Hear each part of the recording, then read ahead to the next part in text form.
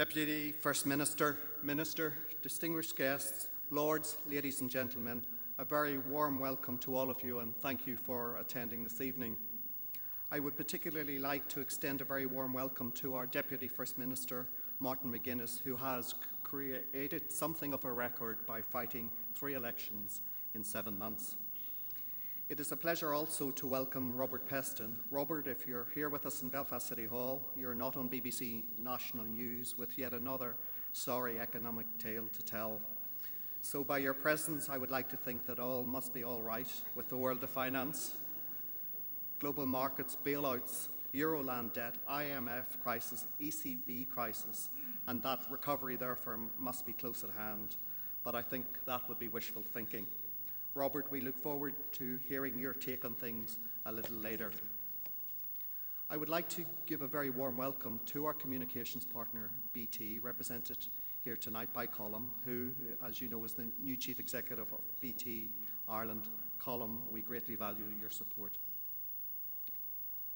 Many of you will know that the Chamber is no new kid on the block.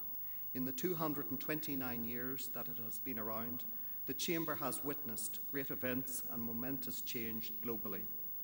2 world wars and countless smaller conflicts, 42 prime ministers, all 44 US presidents, the rise and fall of communism, the Industrial Revolution, nuclear power, space travel, the global economy, the European Union, the Euro, recession, depression, growth and recession again, Microsoft, Google, Facebook and Twitter, and of course most recently our MTV Music Awards. So we've seen a lot and we've certainly done a lot. The Northern Ireland Chamber of Commerce is the leading business organisation in Northern Ireland with some 1,200 members drawn from every business sector, from innovative micro-enterprises to export-driven world beaters. Despite our economic woes, membership has increased by 26% in the past year, and we have already exceeded our membership target for 2011 by 10 weeks, with a few weeks still to go.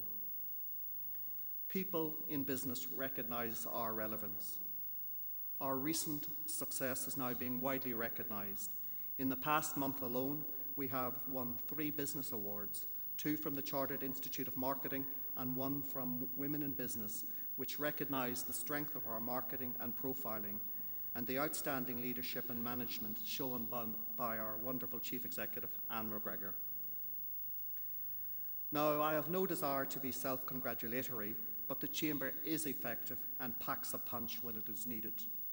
It effects change, champions business, supports entrepreneurship and export, and leads from the front in all of the major economic debates. Your Chamber, and it is yours, presents ideas and challenges the status quo. It lobbies on your behalf and creates opportunities for you to do what you do more effectively. We hope to extend the sphere of our influence at national level as I join in January 2012 the Board of British Chambers of Commerce, the umbrella organisation for more than 55 chambers throughout the United Kingdom. I commit to bringing priority matters of importance to our members here in Northern Ireland onto the agenda as the Board of British Chambers of Commerce engages with the UK Government. Beyond this, we reach out to our politicians at a number of levels. Throughout the year, we continued with our successful in-camera meetings with ministers and leading political figures. In the run-up to the Assembly and Council elections, engagement was taken to a new level when we hosted our very well-attended 5 Leaders, 5 Days political series. They all told us that the economy was front and centre, their top priority. At the coalface of economic reality, we continued to campaign for a cut in corporation tax. We teamed up with others under the Grow NI banner to press the government for a change to assist our competitiveness and international attractiveness. This issue is as live today as it was this time last year. No firm decisions have been made. In fact, there has been some slippage in the decision-making process, and we remain ever vigilant in case key figures become lukewarm on the idea. There is a lot to play for here. Our support is rock solid. Reduced corporation tax will come at a cost to the block grant, but the cost of dithering and doing nothing is far greater than grasping what I believe would be the game changer for our economy. For us, there is no plan B. Anything less than a reduction in corporation tax would, in my view, amount to tweaking at the fringes, and that would be unacceptable as we strive to overcome a series of unprecedented economic challenges. It is great to see that the phrase corporation tax appears over 60 times in the economic strategy published last week, illustrating how important the executive sees a reduction as key to shaping our economic future. I also understand the first meeting of the joint Westminster and Stormont Ministerial Group to look at a cut in corporation tax took place in the past 2 weeks. Whilst all of this is very encouraging, there is still the very significant issue of convincing Treasury of the case for a corporation tax reduction. So clearly, there is still work to do, but we will not take our foot off the pedal as we seek to build a new, vibrant and competitive regional economy. We also campaigned on air passenger duty. APD threatened Northern Ireland's one and only direct transatlantic service from Belfast International Airport. The excessive tax take of £60 for economy and £120 for business passengers greatly disadvantaged us and had to be addressed. We spoke with one voice and won a concession from Treasury to cut the rate and devolve tax varying powers to our local administration. This was a great victory for common sense. The campaign was comprehensive and effective. Each of us involved understood that without this change, developing direct air access to Northern Ireland and our tourism sector, which has recently enjoyed some great successes and demands our full support, would remain largely aspirational.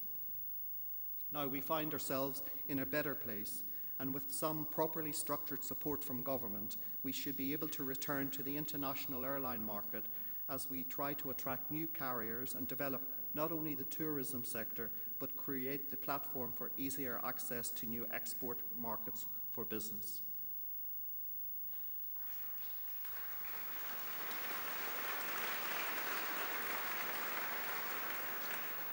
Age has some notable benefits. Being 229 years young, we are occasionally allowed to get a little bit frustrated when things don't develop the way they should. Despite our great age, we like to live in the fast lane and not languish with the also-rans. We have an impatience to both achieve and to succeed.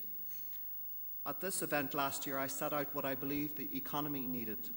Our economic manifesto argued for a step change, a new way of running our economy. We sought the creation of opportunity zones. We made the case for 100% rates relief and national insurance relief, relaxed planning, the creation of a jobs fund, and an independent review of public expenditure. As well as that, we asked for a 25% reduction in red tape and a fresh look at the public sector asset base. Some progress was made with the £19 million job fund set up to tackle unemployment, the Business Boost scheme, and some improvements in planning, but more needs to be done. We must grow the private sector and reduce the public sector. SMEs, the lifeblood of this economy, are continuing to experience difficulty accessing finance. Without it, growth will be restricted and plans left to gather dust. The recently published Northern Ireland survey of business access to finance showed that the success rate of SMEs applying for loans from the bank fell from 92% to 65% over a 4-year period. This fall was sharper here than in the rest of the UK. So clearly there is a problem, and it is a cause for real concern. For that reason, I want to mention that the Chamber, working with our local banks, has a group of experienced business mentors available to assist our SMEs. In addition, the announcement of the £50 million liquidity fund in the programme for government is a positive response to a continuing problem, and one that I know will be warmly welcomed by companies here. Your Chamber does not operate in isolation. We know the value of alliances and teamwork, which is why we teamed up with other business organisations to form the Business Alliance, speaking with one voice on issues that are fundamental to our economic well-being. As a business alliance, we have tackled public sector productivity, value for money issues, and the importance of securing a more competitive tax base. Crucially, we asked for decisive political leadership and a sustained investment strategy through the increased use of alternative forms of finance. We are told that we are valued and listened to, but Northern Ireland requires more than fine words and phrases to get us out of this stubborn economic trough. Most, if not all, that I said last year holds every bit as true this evening. I said last year that we must start the journey immediately. Tonight I have to report to you that we are still waiting on the platform for the train to arrive. And that is simply not good enough. The challenges we face are stark and are quite frightening.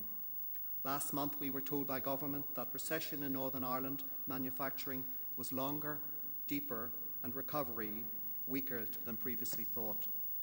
Personal insolvencies are at a record high. High street spending here is lower than any other region of the UK. Unemployment is at a 14-year high.